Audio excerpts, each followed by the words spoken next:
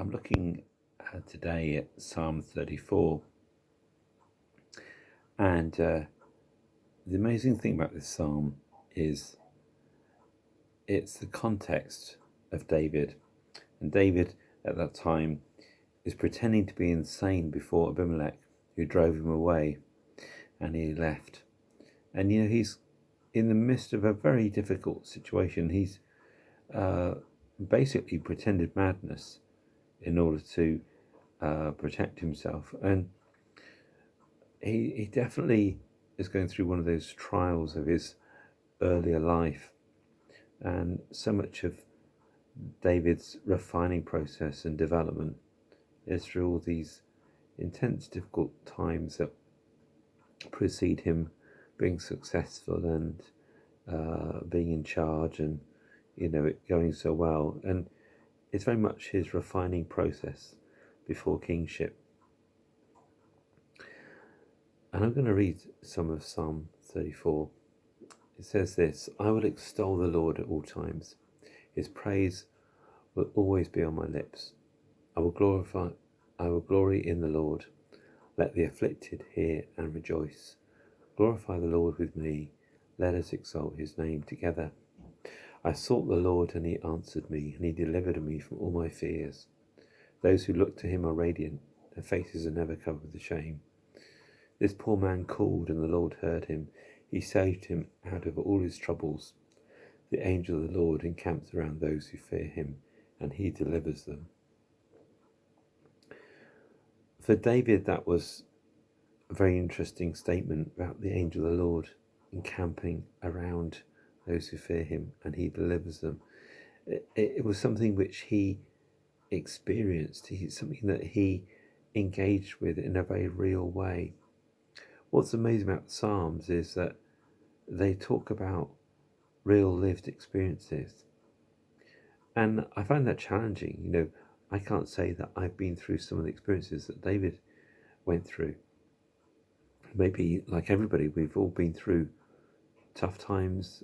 We've all been through challenges in our lives at a varying level, and some people have been through more intense things than others. But the incredible thing is, out of those very difficult times, David talks about how the Lord delivers him, how God protects him, how God keeps him, how God takes him through. And that's the theme of this praise that comes at the beginning.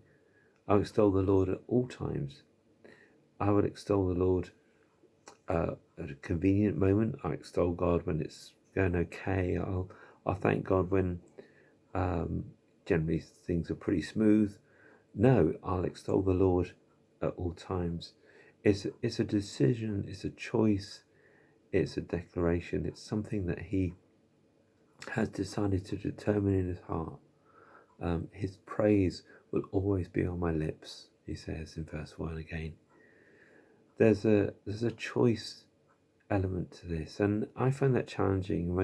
My prayer, really, I speak to myself, and to all of us, is that whatever the season, whatever the climate, whatever the situation, we wouldn't be fair weather praisers.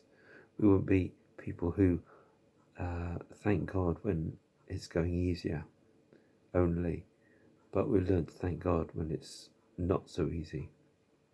That we would be not sort of switching all the time with the mood of the moment, but actually God would help us, like David, to be someone who's consistently thanking, consistently praising.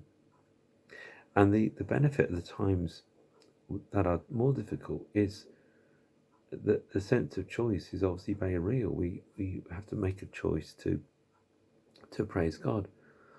And sometimes our heart might not be in the right place, and we have to then make those decisions about praising God, and make those decisions about honouring him on a good day, and then also on a bad day.